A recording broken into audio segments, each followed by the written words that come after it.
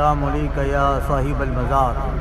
مرقد مقدس بغداد میں حضرت سیدنا شیخ حبیب اجمی رضی اللہ تعالیٰ صوفیاء کرام کی فہرست میں ایک نمایاں نام حضرت سیدنا شیخ حبیب اجمی رحمۃ اللہ تعالیٰ علیہ اولیاء کی فہرست میں ایک نمایاں نام ہے، اور زندگی میں اللہ تعالیٰ نے جو اسباب پیدا فرمائے، تختی اور زندگی کی تاریخ بدل دی، ان کے تعلق سے عام کتابوں میں ہے سود کا کاروبار کرتے تھے اور سود پہ لوگوں کو مال دیتے تھے، اور اتنے بخیل تھے کہ ایک روپیہ تک نہیں چھوڑتے،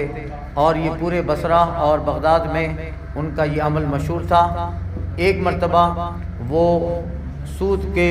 کاروبار کی وصولی کے لیے جا رہے تھے، اور بیوی سے کہا کہ کھانا بناؤ، اور ایک بکرا بھی سود میں لائے تھے کسی سے، بیوی نے اس کو ہنڈی پہ چلایا، اور جب وہ گھر پہ پہنچے تو اس ہنڈیا میں جو بکرا تھا یا جو جانور تھا وہ سب خون میں تبدیل ہو گیا۔ وہاں سے نکلے، رستے میں بچوں کی ایک جماعت کھیل رہی تھی، انہوں نے کہا، بچوں نے، اے بچوں ہٹ جاؤ، حبیب اجمی سود خور آ رہا ہے۔ یہ جب سنا دل میں ایک جو ہے قلق پیدا ہوا کہ مولا میرے سائے سے بھی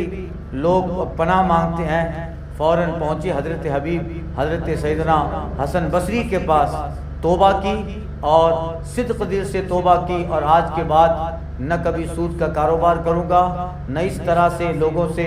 بخل سے پیش آؤں گا، اور شدت کے ساتھ مال و دولت کی وصولی کروں گا۔ سچی توبہ کی حسن بصری کی بارگاہ میں، واپس پلٹے، وہیں بچے کھیل رہے تھے تو ایک بچی نے آواز لگائی کہ لوگوں،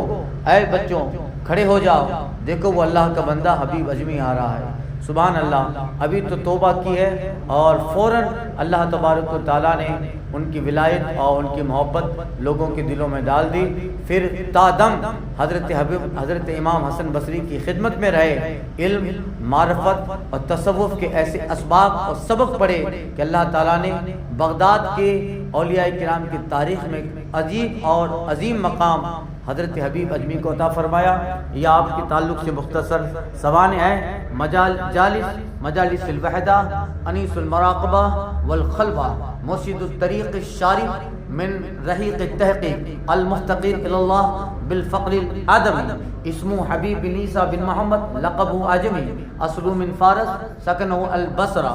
اخذ العلم والطریقہ، یعنی علم و طریقت انہوں نے حاصل کیا ان سیدنا الحسن بصری، وقد سکن حب الحسن البصری فی قلبی، وکان زاہدا مجاب الدعوہ۔ اللہ تعالیٰ نے وہ مقام و منصب دیا کہ سبحان اللہ،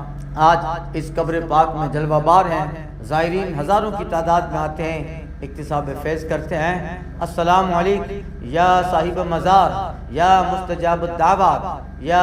حبیب الاجمی رضی اللہ تعالی عنہ۔ مرقد پاک بغداد میں